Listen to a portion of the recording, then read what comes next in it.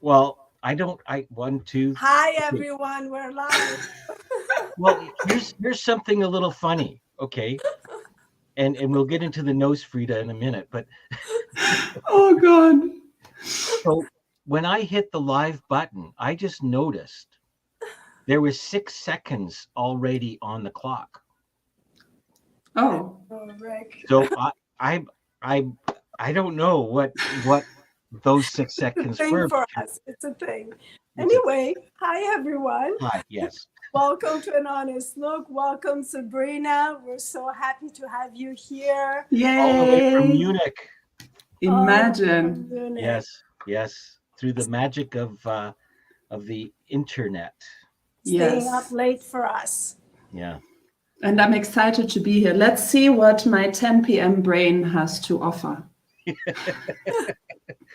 Well, I know uh, what we'd love for people to, stay with us. We're going to have a really engaging conversation with Sabrina in a minute. We're live right now on YouTube and Facebook and in LinkedIn. And I just want to remind people that the chat function is fully working. So when you text in something there, we'll see your questions, we'll see your comments, which we appreciate throughout the show. And after today's show, it'll be a podcast. So we encourage people to find our podcast, An Honest Look podcast, on Apple and Spotify and wherever else you Google get your, Podcasts, wherever you get your yeah, podcast. wherever you get them right now. And re-listen, share this episode. I'm sure it's going to be no pressure, Sabrina, right? It's going to Not be at all.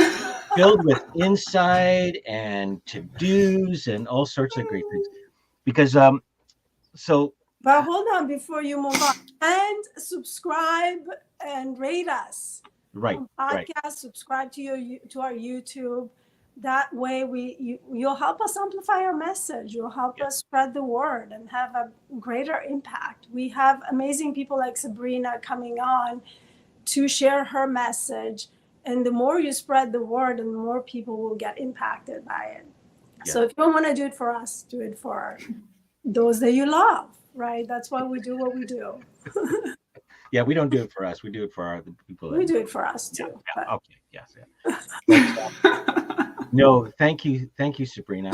I remember our interview, which was just a few weeks ago, I guess. And Halloween. oh, is it? Oh, right, all right. right, And, we were Fatí We was were on. all like you guys were all Yeah, looking crazy. we were looking a little crazy. Yes, yes. Our almost our authentic self, right? It's right. like the Just real stuff about. is coming out, which got me really excited about today's conversation because it's going to be about living your authentic self and what that comes about. But briefly, what intrigued me in your bio is um, you started off in Kenya. You were a project manager. You were an actress, which is sort of like, okay, project manager, actress. Okay, that's kind of cool. You know, you had quite a diverse career Hmm. of various different things, which I love because there's nothing like diversity, right? For That experience. is true. Yeah. And then you became a coach, a life coach. Yeah. And your message, and you actually in your website you say I am a happiness coach or a happiness coach. Yeah. And your key message, I love the correlation because correct me if I'm wrong, but when we are happier, we tend to look after the things that we value the most better, right? We look after Yes. our planet, we look after our families, we look after ourselves. So, to me, that is such a key message in what we as coaches love to do is to get people back to that level of happiness, that level of peace of mind. I we call it. Some people call it like the grounding, Mm. things like that. So, is there more you would love to tell us a bit about yourself, Sabrina? I mean, there's lots of things I could talk about, but you started off with one of the most crucial topics, I think. Like, how do we make this place a little brighter, a little lighter, a little better for everyone? I think lots of people sort of have the dream to make a difference in the world and to really, leave a legacy in a positive way, to serve in a certain way, whatever that may be, through their creative work or their business or giving back through projects. So I've always asked myself, okay, but how come that people have those dreams, but they don't ever seem to get down to really doing it? Or how come that making a difference is often talked about so much, but it doesn't really happen? Yeah. Like, they are not the big shifts that we truly want to see. And I mean, I'm not the only one who then came to the realization that when we have high positive energy levels, like we operate from places like love, trust, compassion, all the positive emotions, that's when we actually have the space in our hearts, but also in our head, of course, to move out into the world and make a difference. Because we are more present in the moment, we are more aligned with who we really are and what we truly want to do. And then it becomes much easier to say, like, hey, I noticed this person today looks stressed. Let me just smile at this person and say a few kind words. Or let me actually start a project that I've always dreamt about. So the correlation between us being happier and then the world around us becoming happier is extreme. Like, it's big. It's mind-blowing, actually, the ripples that our own happiness can create across the world, basically. Yeah. It's a bit cringy, but it's true. No, absolutely. I mean, it's I mean, how often have we, had conversations with people, and I know me personally, like sometimes I'll have a conversation with somebody and then I leave that conversation and I literally, I feel smaller. I feel constricted and tight. Yes. And then there are other times that you have conversation with people and then you leave and it's like, I feel 7 feet tall. You feel the world, I feel expansive. I feel like I want to spread that energy. I want, like you want to. So there's definitely a correlation between with our emotions and what we get done. Absolutely. But you're pointing.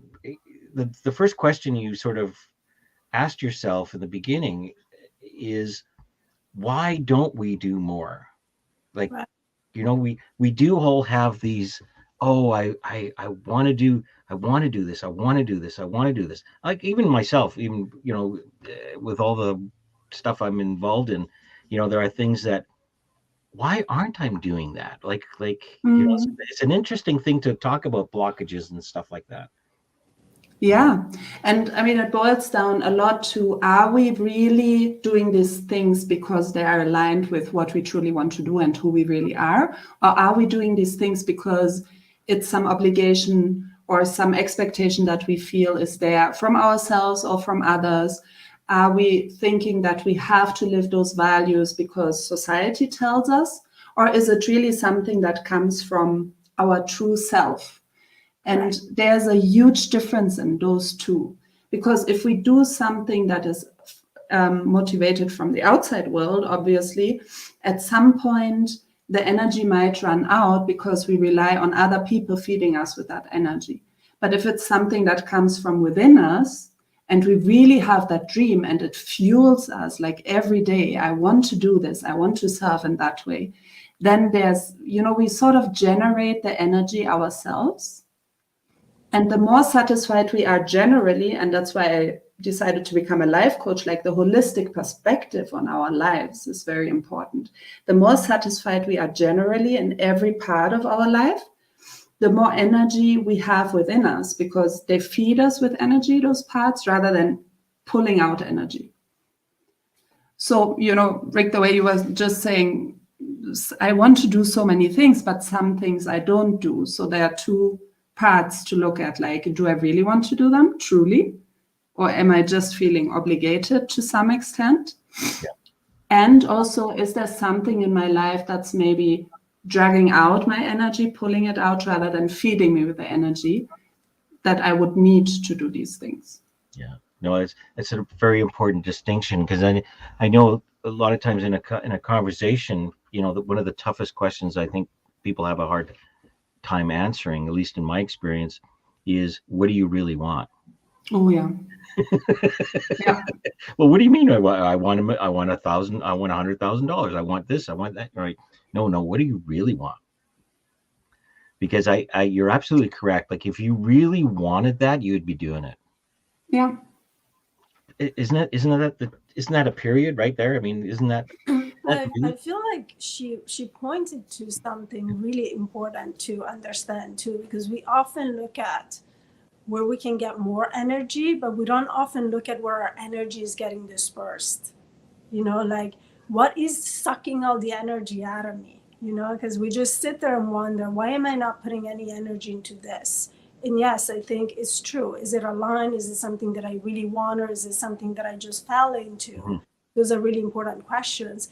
But sometimes it also is about having something else that takes that energy away. I'm going to mute because I'm going to cough. Oh, sorry.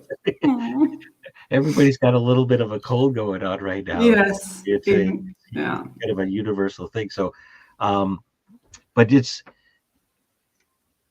when you say, do you really want to do that? That's a really sometimes a tough question, because there is that piece that says, well, I should be doing that. Mm-hmm. I think we all have potential to do anything we want to do, but when the shoulds creep in, like you're pointing towards the cultural things, the things that you might have been brought up that's what you should be doing, kind of a thing.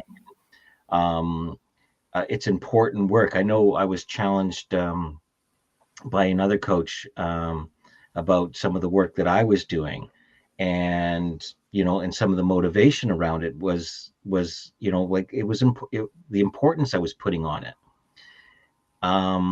which is another thing that was sort of driving it, but I wasn't feeling good about it. If that makes any particular sense. Yeah, that makes sense. And the words that pop into my head as I listen to you is, number one, attachment. Mm-hmm. It's a big topic, I feel, in our societies generally. Like, how attached are we to the outcome of something, or what it represents in our mind or in our idea of society? How will people see me? How will this be perceived? How will I perceive myself if I do X, Y, Z? So the attachment that often gets into the way, actually, of us truly being honest with ourselves. Like, okay, is this something I really want, or am I doing that just for other reasons?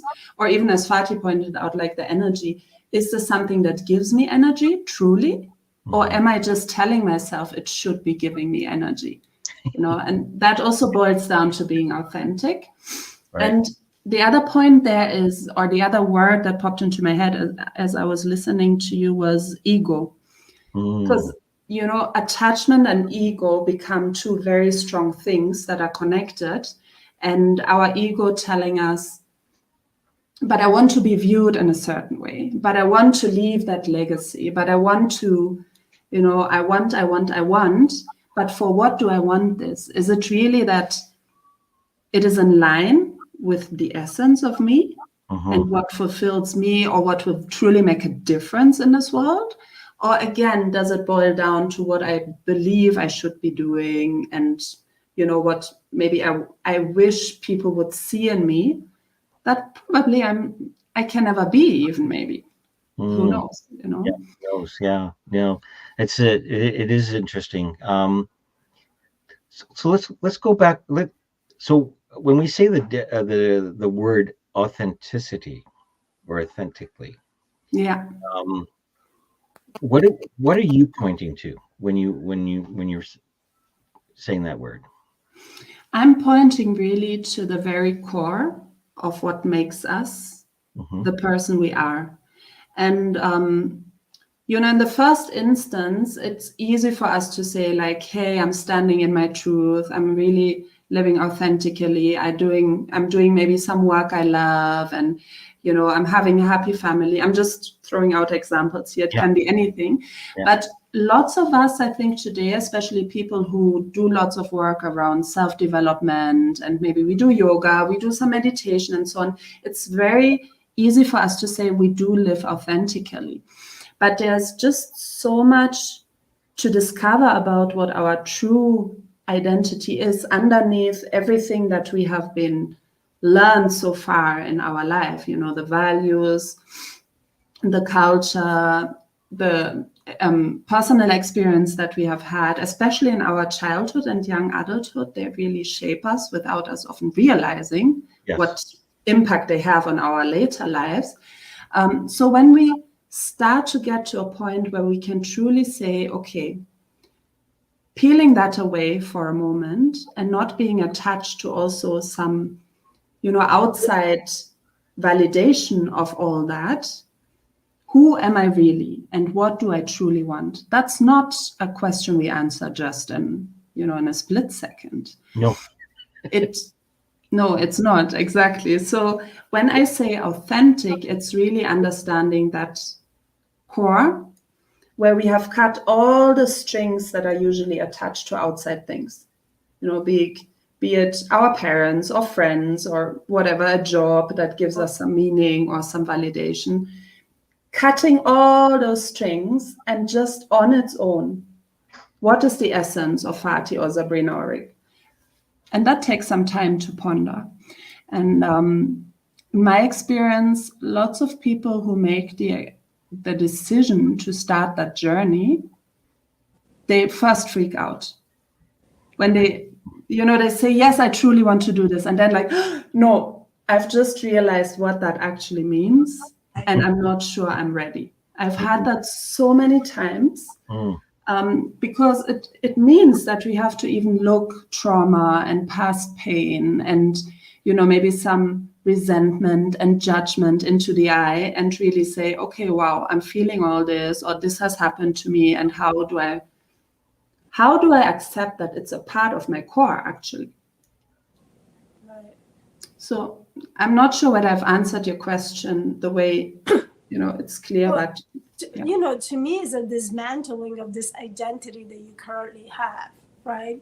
You're dismantling who you are in that moment. And with that, you're dismantling everything that you've ever believed. Because when you stop and ponder upon this question, like, did I really choose to believe that? Or did I just fall into that belief? It can be very scary. It can literally mean that you have to rethink and re-identify everything in your life, from your relationships to your job, to who you think you are, to things that you believe in, to your spiritual beliefs, everything, to the way you parent your children. So I can see how scary that can be. I mean, I personally definitely went through that, where I had to take a very close look at my life and ask myself, what within this did I really create because I chose to I chose these things consciously, or because I fell into my life? And it wasn't a pretty process. It was painful, and it went to trauma, and it went to my childhood, and it went into every single relationship that I had. And it meant letting go of some relationships. It meant changing some of them. It meant really, and I think the more you question and the more you prompt yourself to question even more, right? When you start down that path of questioning things, it becomes a little bit the way you face life from there on, right? Do I consciously choose this? Is this who I am? Is it aligned with who I am? Or am I just doing it because I fell into it, right?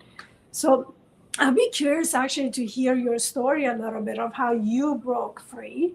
How did you come to this realization and, started living on your own terms?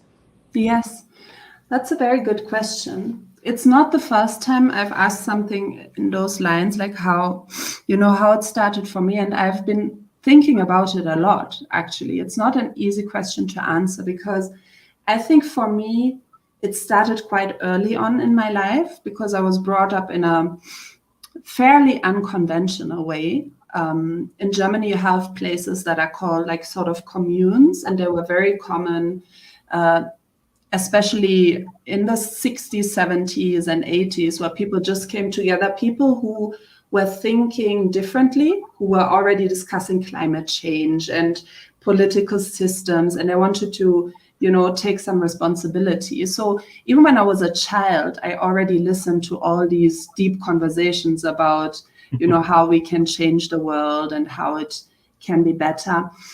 But just much later in life, I realized that although I was exposed to all this deep thinking already at an early age, what was missing there was the realization that it doesn't have to be heavy all the time. Those conversations during my childhood were heavy.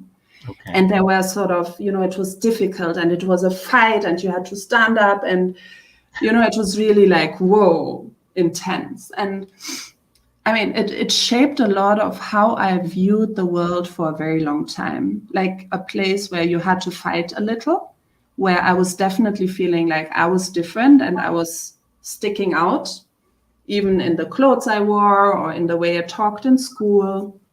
And I used to wonder, like, why don't people get what I'm trying to say? Like, why are they not getting it? And just later in life, I realized that the one thing that was missing there was actually that high vibration in terms of energy. Everything was heavy and complicated and dark and difficult. And at some point, and I think it was really also during my 15 years in Nairobi City, I realized, no, there has to be a lightness around wanting to make a difference. Because if everything is dark and heavy and complicated, it just drags you down. As I just said earlier, I realized myself like, whoa, I'm drained. I'm actually burned out trying to be a project manager and working with women regarding female circumcision and all those topics. Like, I'm so drained by all the like really bad stuff that happens in the world. I realized I couldn't go on like this. I wouldn't be able to actually live my dream and make a difference if I would do it that way. And so slowly I realized that, if I look at things, and that's where yoga and meditation also found its way into my life, when I look at things from a perspective of love, of trust and compassion, that's when things turn lighter. That's when I don't have to see an enemy to the planet Earth in every human being, but rather someone who, when their frequency is also lifted and they have energy, we can all create ripples of change. So rather than feeling it's a fight that you have to fight alone as like this lone, superhero that's... Yeah. One person once told me, you're like Wolverine, always alone and suffering and trying to change the world and rescue everyone. So moving away from that, I think staying in Nairobi or in Kenya in general and having all these diverse experience really helped me to see that I don't have to be this heavy, serious person if I want to change the world. I can actually find happiness. But how do I find happiness? How do I make sure that I'm not shaken by everything all the time that happens? And that's when I came to the realization also, of course, through lots of different moments in my life and conversations, like, hey, if I'm aware of who I truly am and I live that, that's when I'm not always freaked out by everything that happens around me, because I sort of know where I stand for myself. Yeah. And, that might also answer the question for some people in the audience who were listening earlier and thinking like, oh, why would you want to go through that painful process? That's horrible, right? Why would you want to ask yourself who I truly am? And have I made these... like, have I created these beliefs? Are they really true for me? And all those questions. Well, it makes a big difference to how you feel. And it gives you really so much energy and so much confidence. It's unbelievable how you suddenly like shift in your mind, and everywhere you see opportunity, everywhere you see a lesson, everywhere you see a chance to do something that has an impact on yourself and on the people around you. And that's like a totally different game when that happens. Yeah. It's a powerful story because what I'm hearing is there's a feeling behind the experience. Yes. That tells you I am on the right track. I'm on purpose. I'm on whatever. I'm living authentically. Yes, however you want to call it. Exactly. However, yeah. I mean, there's various, but there's this thing, and this is where I like to point people to, because there's a feeling to it. It's in some ways you can almost. Do you know the hot and cold game? As a kid, you get blindfolded and yeah, you're getting warmer. Well, there's that warmness that comes with what you're describing, and I know of people and have talked to, with clients and things like that have the opposite experience, like feelings, but feel they're living authentically because they feel they're aligned with their values. Mm-hmm. And I'm curious, because we talked about earlier about, questioning things. Is there value in questioning your values? Like for me, I could see values changing because they are part of your culture. They're part of your growing up piece. So they're not necessarily stagnant. I mean, they're not. Okay. Can you speak a little bit about that with the relationship with that, maybe? Yeah. I mean, I can just also, the first thing I can share is my own experience. When I moved to Kenya, that was right after I completed high school. I tried to study in Germany, but I just couldn't deal with it. I was like, after the first semester, I was telling my family, I'm so unhappy. I just need to get out of the country and live my own life for a while. So I moved. It was by coincidence that I ended up in Kenya. But, now I believe, of course, it was meant to be because it gave me so much. But it was first it was a confusing, then it was an eye-opening experience, how different I was sometimes viewing a certain situation, a certain statement, or a certain piece of history, whatever it might be. I would talk to a Kenyan and be like, I've never thought of that perspective. Or these values are so, they are just different from what I've ever listened to. Germany is a very individualistic culture, and there's a lot of private space that should be respected. And Kenya is the opposite. There's no space, and there's everyone is like, let's all come together at all times. And, so there was some concept and some values that I experienced there that were really where I realized, no. Values are not fundamentally true for everyone. They can be very different, and how we perceive the world is very, very different. I mean, in theory, I knew that before, but that was like so clear there. Right. And I must honestly say that it changed several of my values staying there for 15 years. The sense of, private space that I valued so much and that I thought was like a fundamental right of every human being became much less important as I stayed in Kenya. And, several other things happened throughout those years. When I now look back, I realize that really changed what I value and how I view certain things in the world. And let's be honest here. I mean, the only constant is change. We know that from the universe. It constantly expands, it grows, it changes. The world changes. We are born. We change every day as we grow old. Like, there's nothing that remains the same. It's just this. I know. Yeah. Sorry, I didn't want to bring that up. No, it's okay.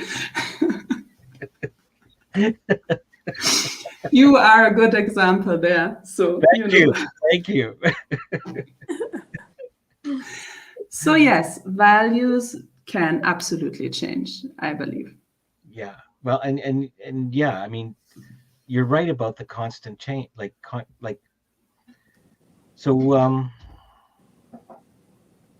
So part of we should say to the people on the podcast that Rick was pointing at his hair, lack of hair.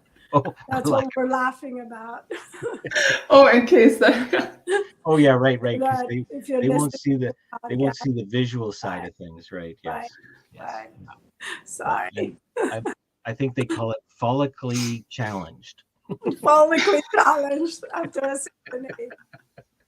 And we established that the only constant in life is change. Well, and so there's this whole thing, built around fear of change, the fear of the unknown, right? And I know as coaches, we talk about living more in the present moment as opposed to in your past or in your future. Yes.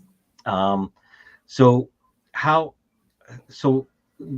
back to our topic, how important is that in breaking free and living authentically? Sorry, my tongue sometimes gets in the way of my speaking.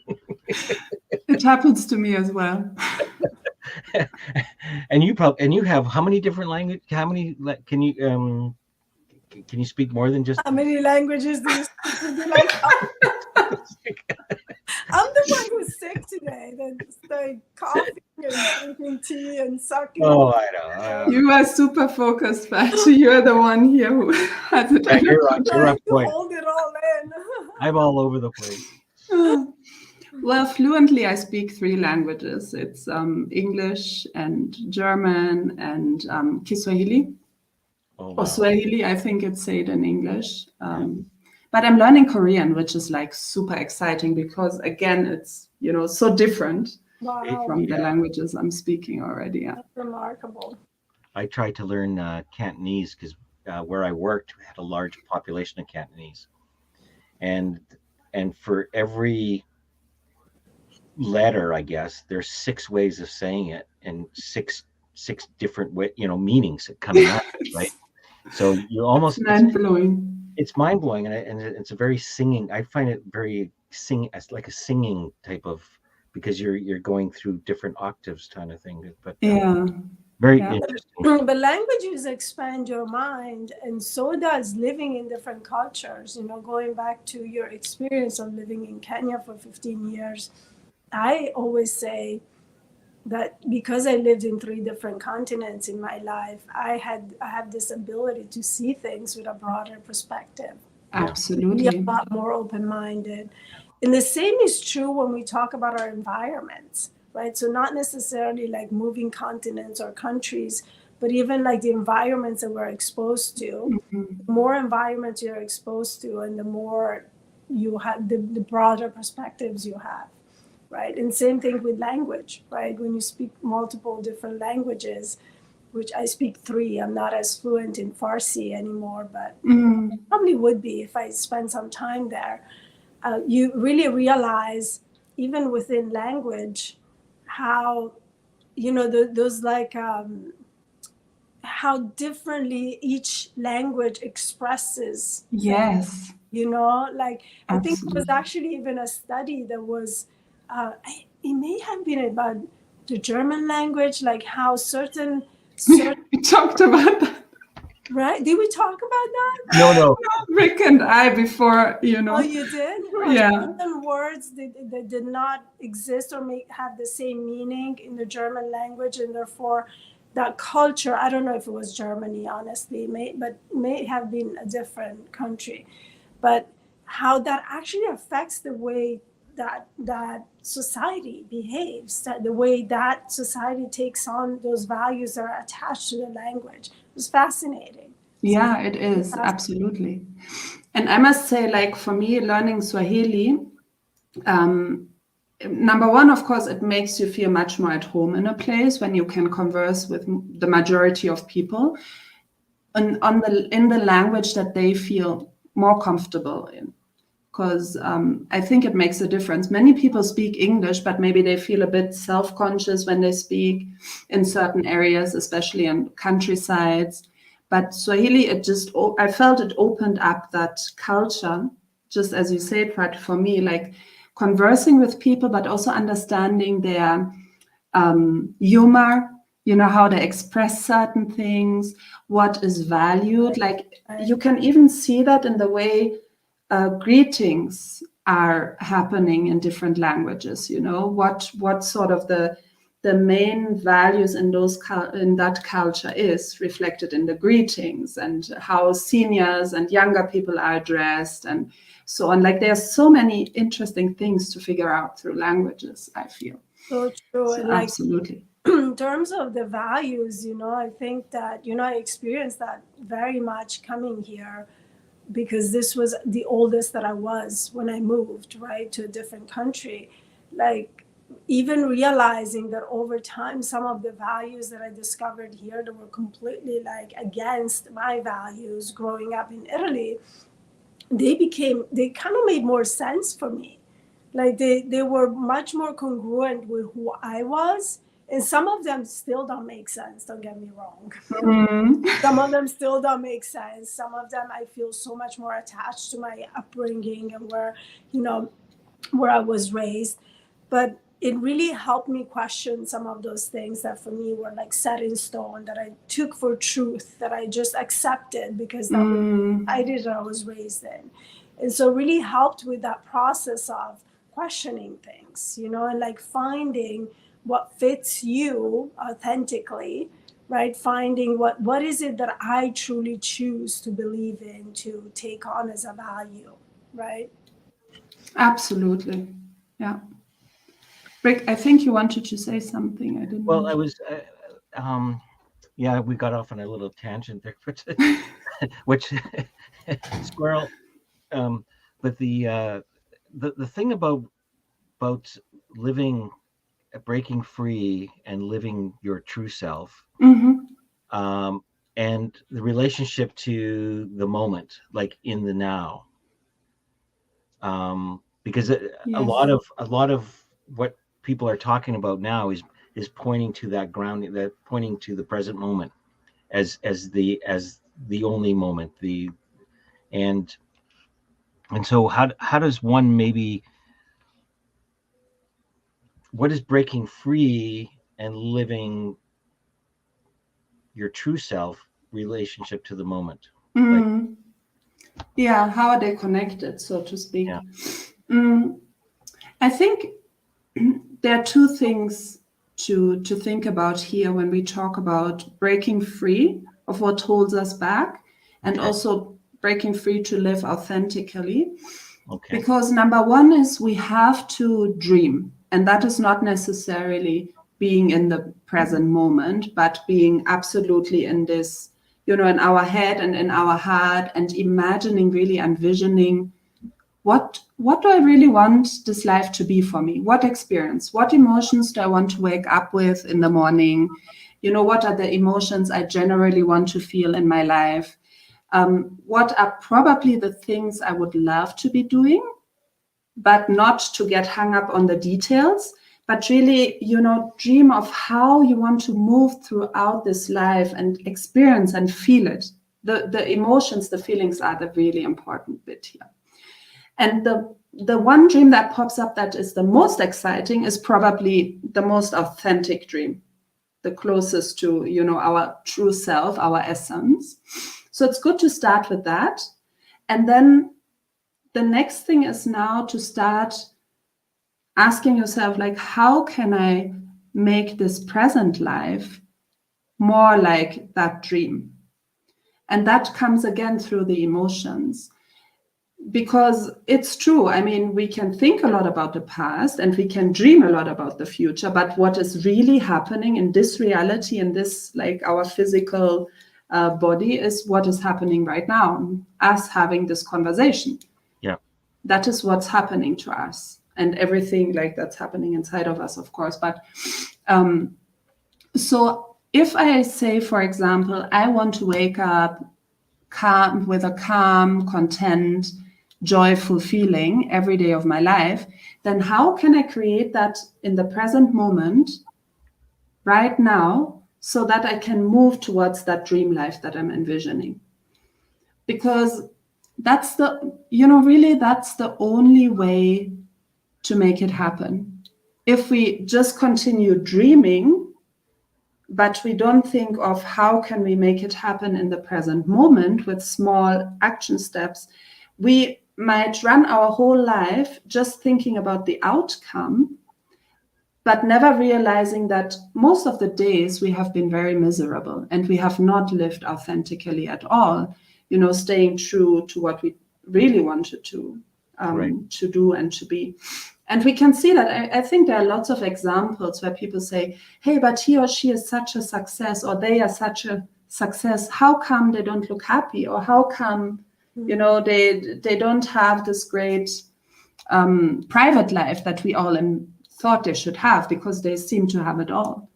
That's because we probably, there was this missing linkage between our dream, that is super important for us to know where we want to go, but realizing that we can only manifest it in the present moment, really, by starting to generate the emotions that we want to feel in our life. Like start to feel it in the now. Yes. Start to feel it in the now. Yeah, that gave me goosebumps.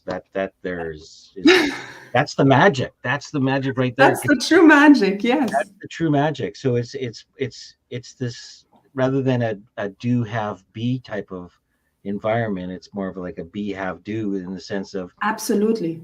Yeah.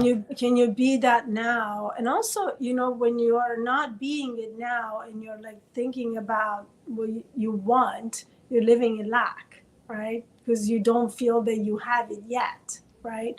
So absolutely find ways to feel it and be it in this moment. And it's really in the choices that we make in the moment that starts happening, right? Starts creating that future.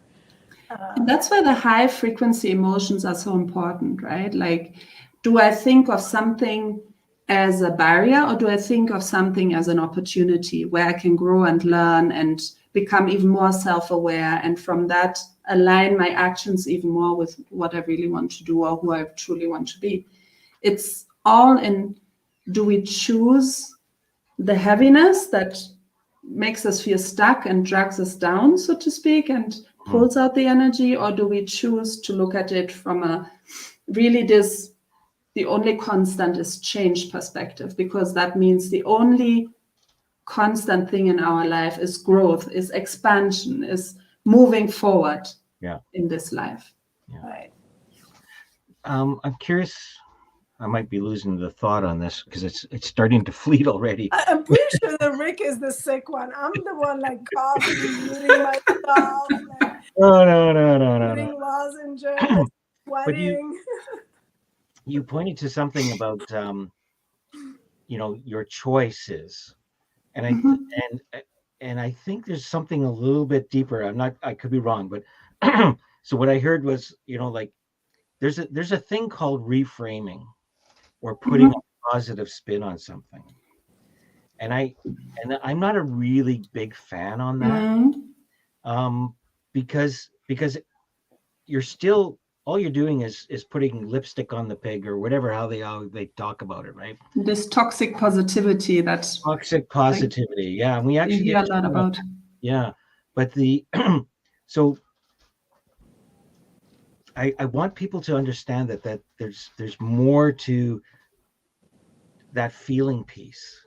Yes. There's a sense of knowing. Absolutely. Yeah. I mean, it's good that you pointed out, because we spoke about it briefly when you said, like, it was painful when you made that choice to look at yourself and really go deep and examine, hey, what is mine? What do I want to keep? And what do I want to maybe reframe, as you just said, Rick, but, in a very self-aware way.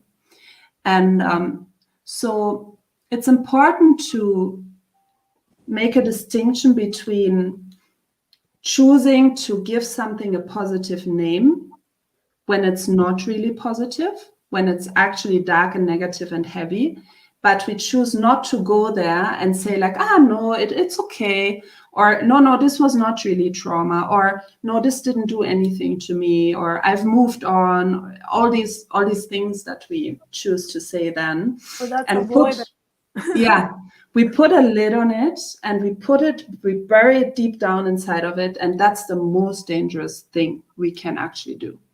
That's when we get sick. And I mean like properly sick. There are people who have the craziest physical symptoms because they have bottled up emotions from decades of stuff that they have not processed. Right. So it's so good that you say it. It's very important to face these things and to be honest with yourself, even when you feel anger, when you feel hatred, when you feel resentment, or you feel you can't forgive someone for something.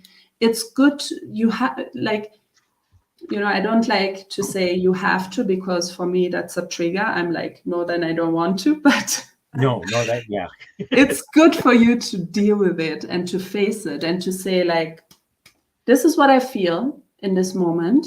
Why is that? And what do I choose to do with it? Yes. Right. That's a very empowered, authentic way of dealing with a present moment, or maybe even a past moment that has, caused us harm or pain or whatever it is. Because you're coming from a full line of like strength, like you're coming from a solid, call it solid, whatever you want to go.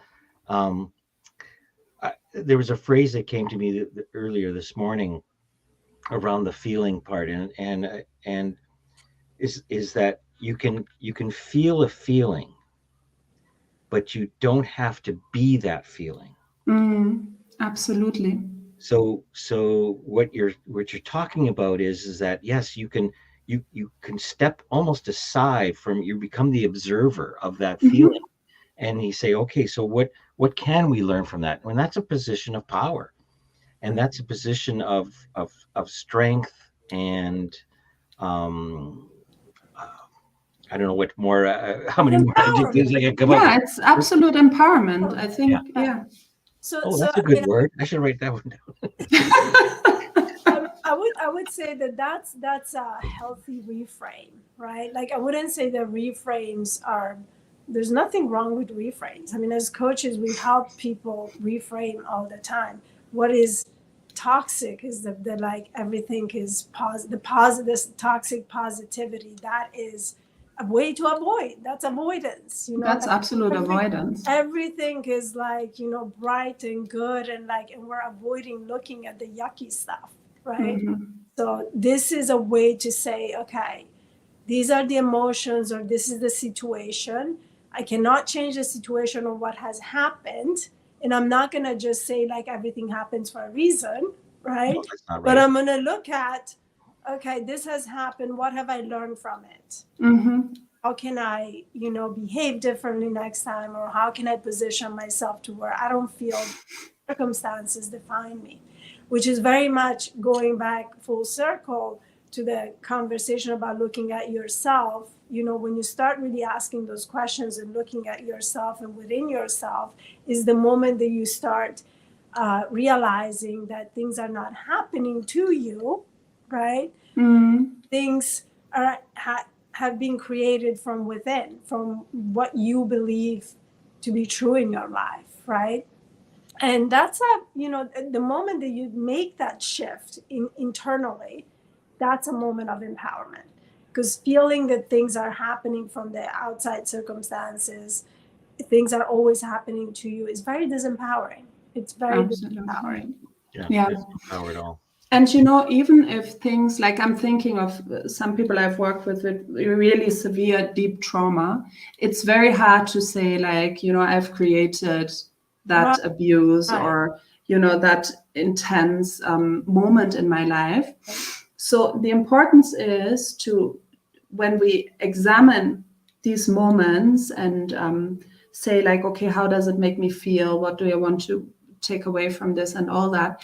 That we cut like it is, shame, guilt, judgment. Those are the three big emotions that we usually feel about those painful moments or traumatic moments.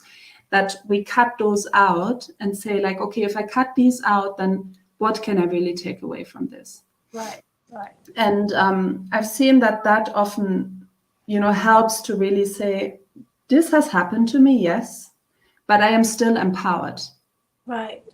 Because it's not to say that we're denying that things have happened, because exactly, really, like there are things that have happened even to me as a child that I did not have that choice, right? Mm-hmm. There are many people who had traumatic experiences in their childhood that you don't have a choice when you're a child, right? Exactly. But it's more about how can I live from here on? Like, how can I, what is the relationship to that from here on, right?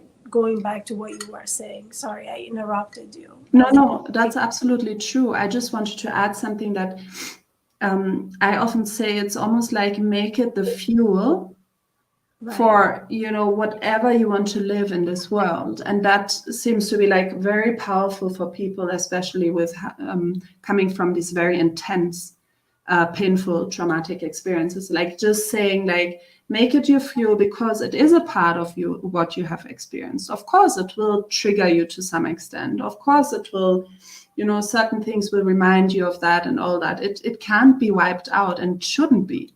No. But once we are empowered in like our authentic self, like the essence, okay, this is part of what I've experienced. It's actually very empowering because now I can go out there and choose to do certain things with that experience, like maybe help other people who had a similar experience, or, talk about certain topics in a very enlightening way, so that other people again gain from that. So once we view every experience as fuel for breaking free from something that we thought was a barrier or kept us like sort of stuck in our situation, and as something that can push us closer to who we really are, but at the same time also closer to that dream that we have inside of us, that's when it becomes like, whoa, that feeling, Rick, you were talking about, it's mind-blowing. It's almost like a natural high when that happens. Well, I know, I think Gabrielle Bernstein, I don't know if you ever read some of her, but like that's where the magic is. That's the big magic right there, right? And I was thinking, about the whole reframing thing, kind of giving it the full loop back to the happiness piece. Mm-hmm. I find that, when you're in those higher frequencies, right, the reframing becomes natural, like right. because the bandwidth is open. Like there's nothing that I have to do something about this. No, there's nothing to do about it, because you're already coming from a place of empowerment and power. And yes, everything that's happened to me in my past is just a description and not a defining definition kind of a thing. It just describes my past and how I choose to use it, whether it's use it as fuel or if it doesn't serve me anymore, then just put it away, right? It's still there, but those are choices that come from a higher frequency, because you're open to all possibilities, not just the narrow field of where misery and pain and suffering sort of all it seems like is I'm limited. I don't have a lot of choices here. Yes. Right. And that's only possible though if you are able to let go of all of that stuff by doing the work, by looking at it, right? Because oftentimes we want to stay in the happy place, but it's not possible to be in that higher frequency if you haven't actually looked at that stuff. Yes. I'm sorry, but keeps blocking. It keeps blocking it because you haven't actually looked at it. So yes, doing the inner work can be a little painful sometimes, but it's a lot more painful to drag that stuff around your entire life because it continues to lower your frequency. Well, but that's interesting though, because I carried around baggage for a long time. I didn't know Mhm. how heavy it was until it was let go, Until you dropped it, right? because Yeah. it just felt normal. And of course, everybody around you is doing the same thing. Mm. It's sort of like, I guess I'm normal. Like we talked Yeah. about our normal show last week, right? Right. So, so I'm curious. I don't know if you had a moment, but was there a catalyst that kind of switched you around, or was there a defining moment, or a I would, series? yeah, that's a good question. I think my life is in that sense, like there was several defining moments in my life where I just hit a point where I realized, whoa, I'm really not happy. I'm not on my path, as you said in the beginning of the conversation, like not aligned, not on purpose, not at all. And how did I let this happen? Like, as someone who's always thinking about this stuff, and you know, so there were several those moments, and the last moment was just about 2 years ago. It's not so long ago, when I actually lost my job as a sales manager that I had been filling for 10 years. And I was like, whoa. And I was very, very unhappy in that position, but I was not ready to tell myself that for quite a period of time. Because, I had grown with this company. It was a great team. I had spent a lot of energy and time there. And I was also honestly scared of my new dream, which was becoming a coach and writing books and, dreams I've had for a long time.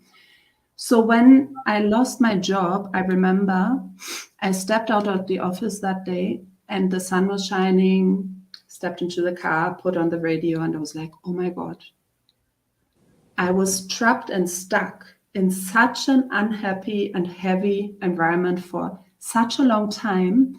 There was such a sense of relief for me.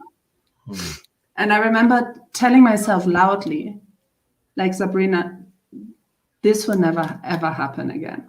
That was the most recent that I had, like a super defining moment. Yeah.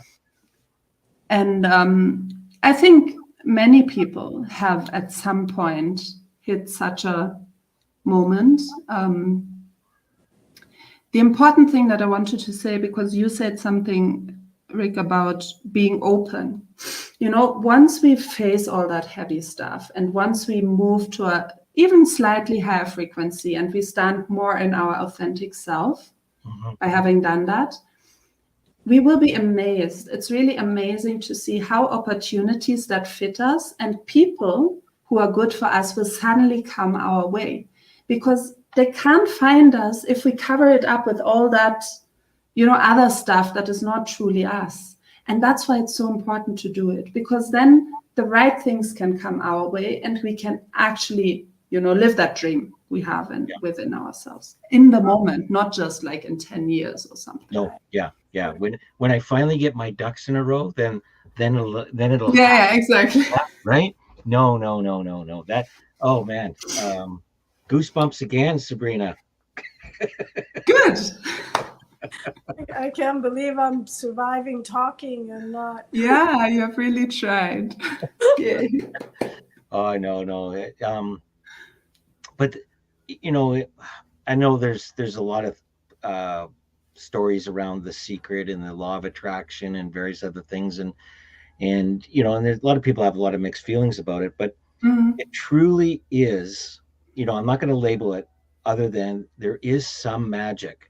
There's something that you cannot explain that, it's almost like when me and Fatí met, right? Like we had no idea where any of this would ever going to go. You talked to us, a couple of years ago and said, hey, guess what? You're going to be doing this show and a podcast and it's going to be live and all this other kind of stuff. We would say, you're nuts. Like, you're crazy. That's not even on my radar. Right.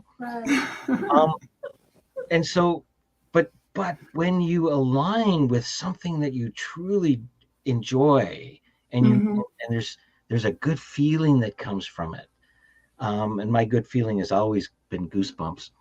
And there's magic. I know Rick wants to be a wizard. I want to be a wizard. Yeah, that's right. I could go back to a Dungeons and Dragons story, but that's not gonna. But no, there is. You cannot explain it. But people, everybody that I've ever talked to, when you're in the zone, when you're in the flow, which is basically removing all thought, removing all your expectations, removing judgment, removing all this, so you're just in the flow of doing. It's amazing what actually happens, like, and I know in the medical field as a paramedic, we've experienced it, that sports people experience that all the time. All of a sudden the ball just came to me and I don't know how it went through the goalpost or all that kind of stuff. Like, nobody can explain it. Well, it happens in real life too. Yeah.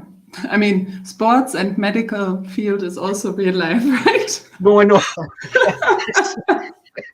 Good point. But it does happen, yes. Good point. Yes, you don't have to Creative take fields too. Creative fields too. And Absolutely. it's the allowing that allows that to happen, because you're allowing it to flow, right? Yeah. To just happen. It's the removing the resistance. We're going back to the same point. Letting go. Yeah. Letting go. Removing the heaviness. Free flow. Removing the resistance. That could be a song, couldn't it? Let it go. There is a song, maybe. Maybe there's a famous song around that. Maybe there might be. Something to do with magic again. Yes, yeah, magic. It's all magic. Oh man, I as you could tell, I'm loving this conversation, Sabrina. Thank you very much. Yeah, it's been incredible. Thank you for having me. I had a lot of fun. Good to have you on, and please subscribe wherever that button might be. And where is it on your? Yeah, there we go. Rate, review, and rave about our show. That's going to be our new slogan. Yeah. Follow us on our YouTube channel, a podcast, and just talk to your friends about us. We love everyone and anyone that can benefit from these conversations. That's why we do what we do. You have 3 life coaches here. We're here. I know. We're here to help you live a better life. We're here to help you live a better life and help you like understand yourself better, understand how you can make different choices, how you can create the life that you want, frankly. Well, and I don't know anybody that doesn't really want to live with a quiet mind, like a peace of mind, right? Like I often switch the coin around. Like, instead of resting in peace, we should live in peace. Right. Why do we have to wait? So we don't have to. No, we don't. And so I want to encourage people, if you want to learn more about Sabrina, she has a wonderful website, lots of information there. I posted in the chat all her links. You can all the links and things like that. And I know from my experience with Sabrina, she's very approachable, and I mean, this is your coaching, right? This is you. This is me. This is you. So this is what you get. Yeah, just start a conversation with me. I love conversations, so just bring them on. You betcha. And I love this one. I really appreciate you coming today and bringing your authentic self with you. I tried so hard. Your beautiful earrings. I love those earrings. Yes, I should send them to you. Oh. All right. Okay, I'm going to end the show then. Thank you, everybody. We'll see you next week. Thank you. It's going to be a little awkward, too, because it takes a little bit to end. Well, again, it takes